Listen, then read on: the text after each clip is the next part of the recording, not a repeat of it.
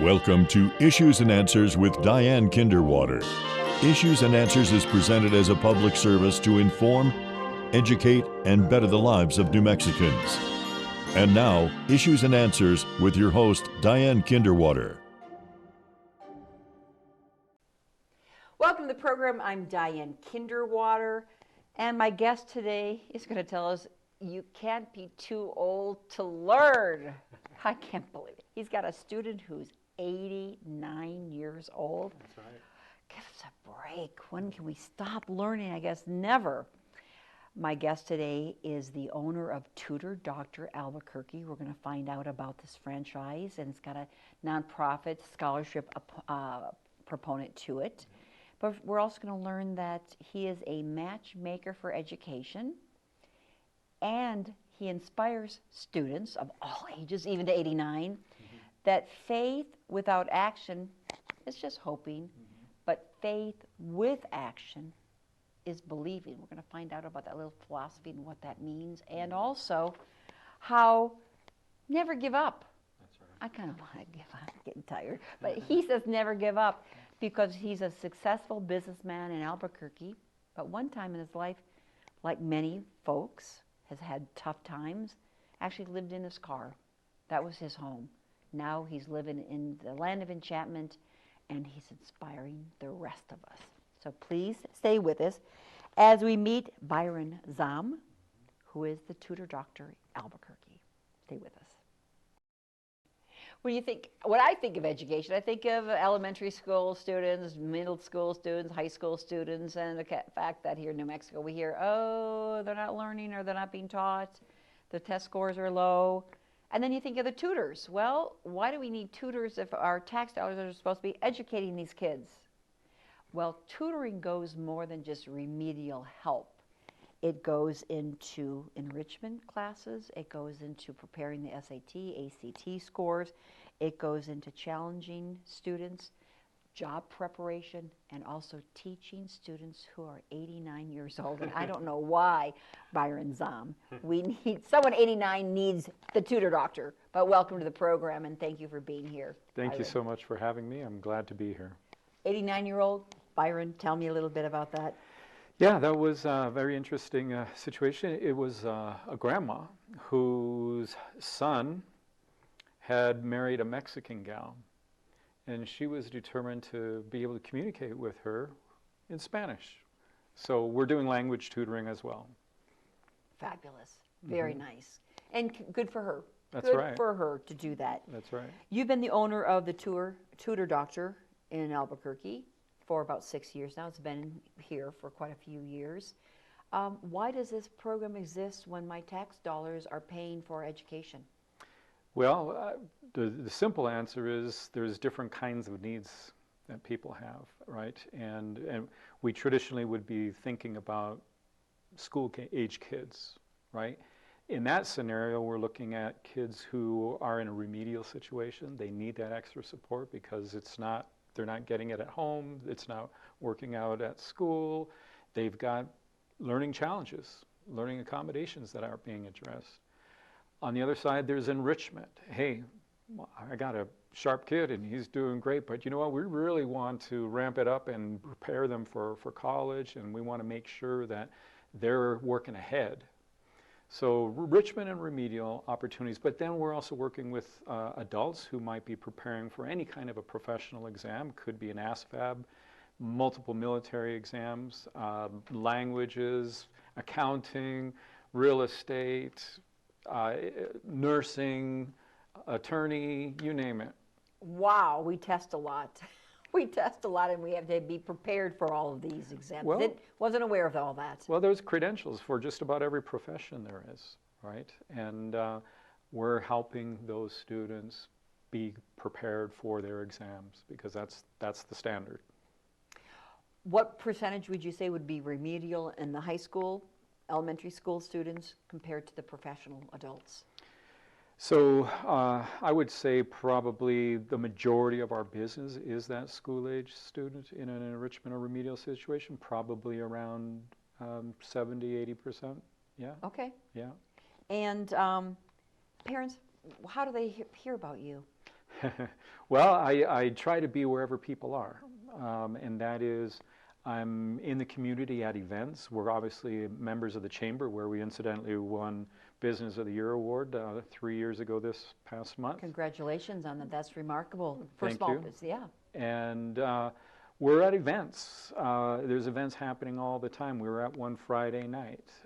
So we're being wherever people are at. And of course, we have our yard signs, which are all over town. Your receptionist was telling me, hey, I saw your sign. I said, yeah, guilty as charged. So people see us, and they see us in the community. We're active in the community, and you know, our name gets out there.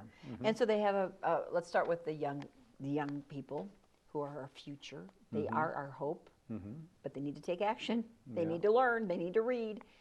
Parent sees a sign in the yard of a neighbor and says, you know, my son, my daughter isn't excelling as I wish they would, as I expect they would. They give you a call. What happens at that point? Well, this is one of the, I'm glad you asked that question, because it is one of the things that makes us quite unique. So, for example, a typical call will say, hey, I need a tutor, a math tutor, how much is it? And in other places, I know, well, I'm the math tutor, I'll be right over.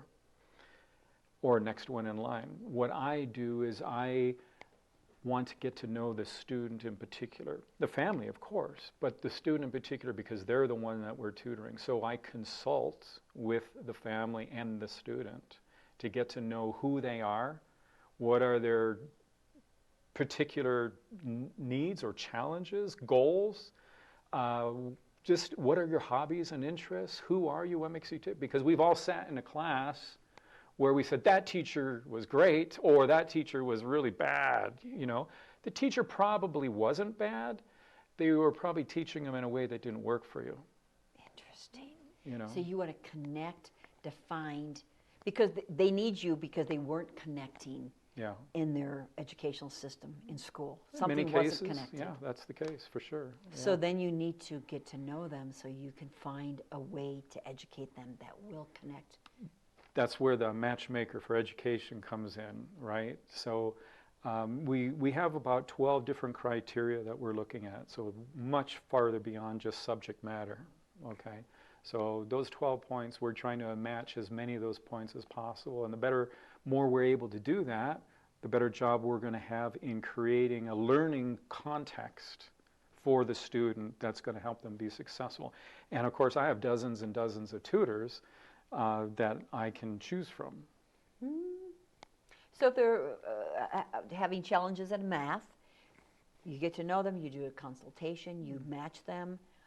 What's the length of time? Is it a half-hour session, hour session in the home at your facility? So the consultation is generally done online.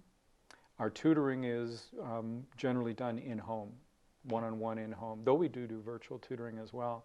But the consultation itself will take about 30 to 45 minutes. And then that's when I offer that client a custom recommendation. So I don't have a fixed rate, because it's going to come down to things like, what kind of talent do you need? Because I've got PhD tutors. I've got high-achieving high schoolers. Which one do you need, right, to help them? It's going to come down to frequency and duration of what their needs are as well. And how do you know if it's been successful? Just by the grade score? Well, that's certainly one way of measuring it. We follow up with our clients, right? So we have a process in place where we're tracking with our client to see how we are doing, right? And we monitor that feedback that we're getting, you know, very regularly. So, I mean, if you go to our Google reviews, you'll see we have more reviews than any tutoring service in town. We've got more great reviews than anybody in town. That's because we're doing what needs to be done, getting that right match, following up with the client. And I just spoke with a client this morning and said, hey, yeah, we've been working with such and such tutor for a while. We're thinking that maybe we'd like to get another tutor. Great, no problem. You've got them. Yeah. And sometimes they say, oh, let's do another subject matter too. Exactly. Let's move on. Exactly. So you're able to measure the success with this. You said you have some scholarships as well. Tell me a little bit about that. So our scholarship program is designed to address a particular group of people. I came up with the idea because too many of our clients could not afford our services, right? Clients that really needed us. So I came up with this idea, with the Lord's help, to be able to provide scholarship for people who have a demonstrated financial need, who are willing to help themselves. In other words, it's not just a handout. And thirdly, they got to be willing to do the work. Well, yes, to do the work, but they also need to be willing to, or they are aware of the fact that this is going to be done in a Christian context. Okay, that we're going to share our faith with them, we're going to invite them to church, we're going to read Bible with them, we're going to pray with them, we're going to do whatever helps facilitate their, not just academic growth, but their spiritual growth as well. This morning, I was having one of those meetings with one of a candidate, right? And I said, well, we want to get you plugged into a church. And so I need a reference letter from a pastor of a church you may think about wanting to attend. So I'm trying to connect them with the church so that we can minister to them body and soul, mind and soul. That's for the scholarship program. Yeah. What about other students? You don't have those 3 requirements for? No, that's just anybody who's looking for academic support. But the scholarship has those. The second point you made, Byron, about helping, not just the handout. Tell me a little bit more about what you expect from students who are receiving the scholarships. In the scholarship program, yeah. So it's not very rigid in the sense that, you know, I want them to get plugged into a church. So it's very important that they get plugged into a church and they start a relationship in that church or relationships in that church. I want them to commit something financially to their education. So it's not a complete 100% scholarship. And the scholarship award is going to depend on their need and then their willingness and ability to contribute, all right? And then I also have to, and you know, I've done this enough times when I consult with families, I can tell if someone's looking for a free ride or someone is really looking to change their life.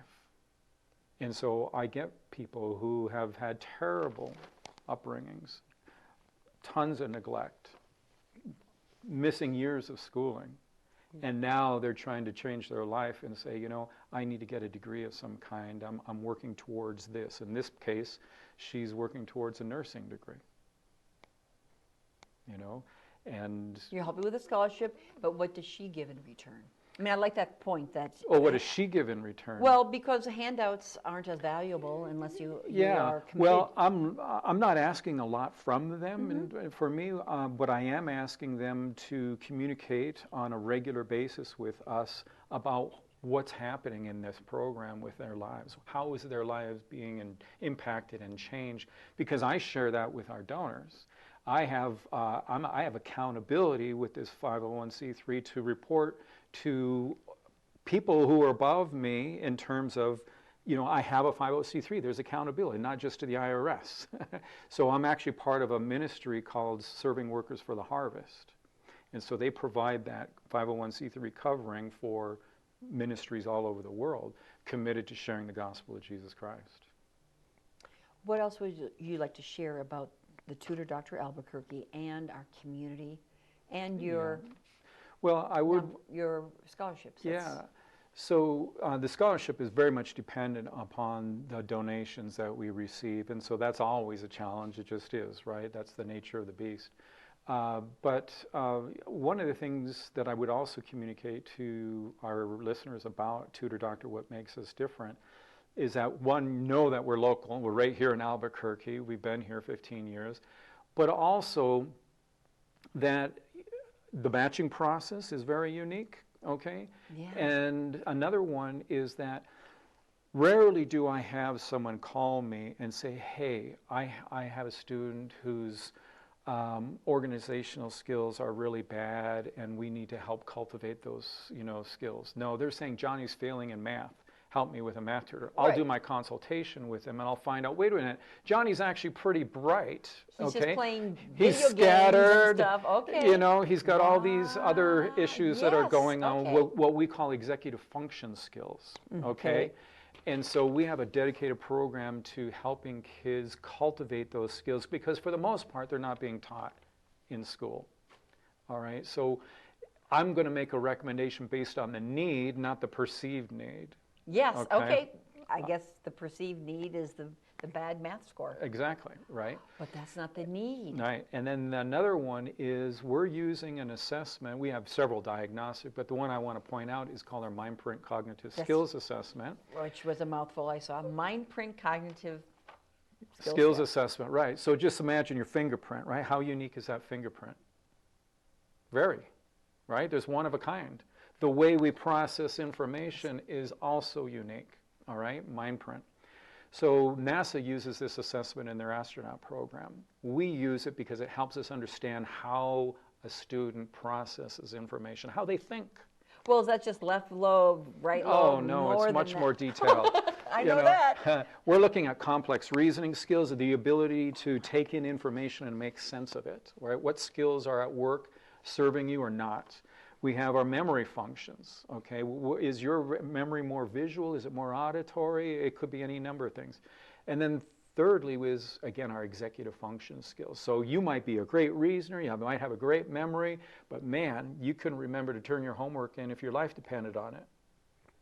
Well, that's your executive function skills, that's restraining your learning experience. So if we can understand what's going on there, we have specific strategies that we can help a student capitalize on their strengths and overcome their learning barriers.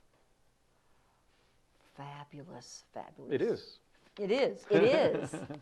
That is remarkable. What else can you, again, that's new, this mind print, cognitive skills, made me think that I'm supposed to know about all this mind print. I mean, the fingerprint, yes. Yeah. But the mind print, yeah, it's a new term for me. Yeah. We all think differently. Great mind, there's a saying, great minds don't think alike. Hadn't heard that either. Great minds don't think alike, because there's so many ways. Yeah. So it isn't just the possibility that they don't learn well in a regular classroom setting. Supposedly, though, it could be, right? I mean, most of our learning in schools is verbal-based instruction. If you're not a verbal reasoner, that's not going to come as easy for you. Right? Fabulous. You might be a visual spatial reasoner. Yeah. Tell me a little bit of your story, your background. I read online, not everybody lives in their car or needs to live in their car, especially or if you're wants to live in their car. Wants to, and it's from Canada or Minnesota and it's very cold, but tell me about that journey. Well, you know, it's a sad thing. I had another business. This is back about 8 years ago or so, and in 2015, and it was a medical clinic, and you know, threw the kitchen sink at it to make it all work, you know, and it failed. And within 48 hours of that happening, my family left me as well. So I was left alone, pretty beside myself, ready to end it all. But the Lord was merciful, brought somebody in my life, a mentor, and who I'll be visiting when I'm in Minnesota next week, or in a week from now. And they carried me through. And, you know, was able to get together with a men's fellowship regularly and just work through, because I was angry. Yes. I was surprised, and, you know, but I never really lost faith, because I know when the Lord came into my life and changed my life, I knew Him, and my faith has always grown. Now, it was perplexing to have this happen when you had the faith. Well, yeah, living a life of faith, trusting God, seeking God, and then to be kind of hit on the side of the face, hit with a baseball bat, that, you know, that I wasn't the best husband that I could be, right? But there's reasons, and so anyway, my family, left me, and we're still not reconciled to this day, and not for lack of effort on my part, but that's just the way it is right now. So, but the Lord redeemed me, restored me, healed me, raised a lot of awareness in my own life about some things that needed to get healed and changed, and so He's been doing that, and He's going to keep doing that, and I'm grateful. And how does Tutor Dr. Albuquerque fit into this, and the empathy you might have for some of these students? Yeah. Wow. I mean, the healing journey that I've been on in this process has been very real and very, very powerful and very significant to me. And really coming to Albuquerque, I came to Albuquerque specifically to buy the business. And I did that because I really felt like the Lord was leading me to do this. I wasn't looking for a tutoring business. It just happened,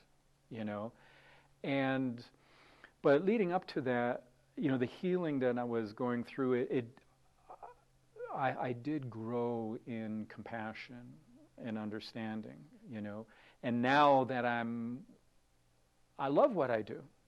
I get to meet with families and get to know them and consult with them and understand them and bring real solutions and see lives that are impacted and changed, I mean, to hear my clients tell me, Byron, this was a perfect match, they're all excited about learning math now, It's inspiring. It keeps us going. Purposeful. It is. Purposeful to the maximum degree, especially with the young people, to influence, change their trajectory of their life. I mean, to be able to see that. Yeah. Yeah, that's our mission, to change the trajectory of students' lives. And we get to do that every single day over and over again. Can you tell me some case stories, some anecdotes of students you've worked with, and what's... So I'm thinking about right now a student. This is actually our very first scholarship recipient, and he struggled with. He wanted to be an engineer, and he was struggling with his math, which it's really important, right? The family had financial needs as well, and so they came on the program. But he heard back from them about a month or two ago, saying, how grateful they were and the impact it had on his life, and he got accepted into his program, and he's doing well, and what more could we ask?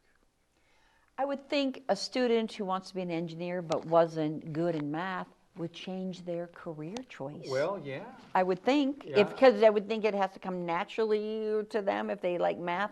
Then they like engineering, but he liked engineering and had a challenge with math. Well, when you take a student who's struggling, and that's one of the things we do with our Mindprint Center, I'm struggling with math, let's just say.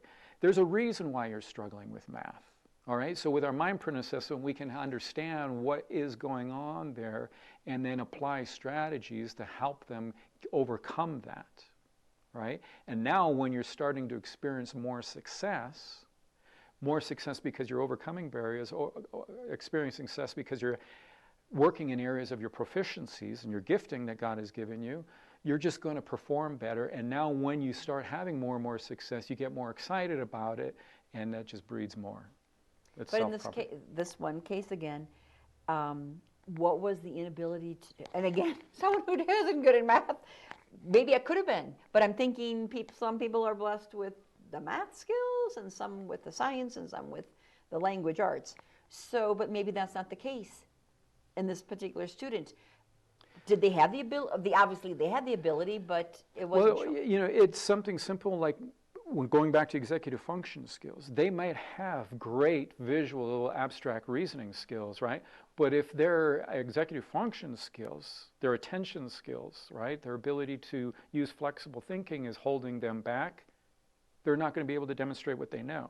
But if we can unlock this mystery over here, then they can walk through the door and experience the success they're capable of. People all learn differently, but can they still have all the same similar success? Like I said, you just always heard this person's good in science, this person's good in math.